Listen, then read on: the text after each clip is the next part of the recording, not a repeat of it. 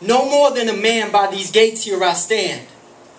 Hate and prejudice I'm trying to shake if I can. Maybe when God comes my way, I'll say I can't stay. Taught that judgment is black and white, but my perception is gray. Dizzy as I look down from the height of these stakes, sick to my stomach at the thought of determining fate. Eyes wide open for the fates and the snakes, but want to fill my heart with love so I don't make a mistake. They say I'll recognize real, but can I really relate? Trying to make sense of all the suggestions they make, like keep out the Muslims, the Christians, the Jews. But how do I choose? Which group is right and which group to exclude? And when I do, how do I break the news? Imagine tears welling up in eyes and streaming down faces as I proclaim Jesus was the right choice. I'm sorry you didn't make it. Or Muhammad had the answers, but you didn't take heed, so to you, the gates remain locked. I can give you no key. They say keep out the Taoists, the Buddhists, and Hindus. Only Westerners can patronize this venue unless you reject your own and accept our beliefs. And then you can enjoy true spiritual peace. But what if that proposition were presented to me? And what if an atheist is also a good person? If they live in a holy manner but minus the worship, should I send them away or try to convert them? And what is the cost of conversion? The risk of limitation to one perspective, ignoring the others the earth has been blessed with, analyzing with bias rather than being objective. I could be wrong, but I prefer a view more eclectic. And what about sin? Where do I begin?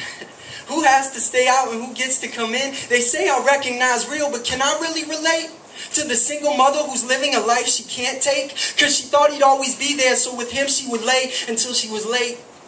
And then he skipped and it drove her insane. How can I judge the actions of one with so much on her plate? Or the extremist in the hills overflowing with hate, who's seen his sister, his mother, his country get raped for the sake of progression in places he can't touch. The destruction brought by hunger for power too much. So they feed his confusion until it's delusion, claiming Allah would rather see these devilish cities as ruins. But it's a much brighter truth. And what if he knew it? Could reread the Quran without mental pollution and find out Allah prescribed love the solution? Or the child with no guidance other than violence, the streets can be loud, but his parents are silent. Survival, his focus when life becomes hopeless. No intervention, straight bullets the only cause to take notice. So they lock him in a cell till they can send him to hell, but yo, what if I don't? Do you think they'll rebel? See, maybe if he could see peace, the violence would cease. Maybe this place could offer his soul some relief. What if you'd rather pay for your meal, but you don't gotta wait? Or you're sick, so you inject medicine into your vein because the doctors never could get rid of the pain? And maybe guns and alcohol were all you knew as you grew, while others were disciplined and educated to throw stones at you. Maybe I don't feel right in church because of the hurt, feeling sort of like I've been lied to since birth, but I still talk to God and try to put love first in everything I do as I walk on this earth. And if I don't let them in, then where do they go? Some say forever in a raging inferno below. Instead, can I place them in fertile soil to grow? Yeah. Because maybe the first time they were sown, they fell among stone.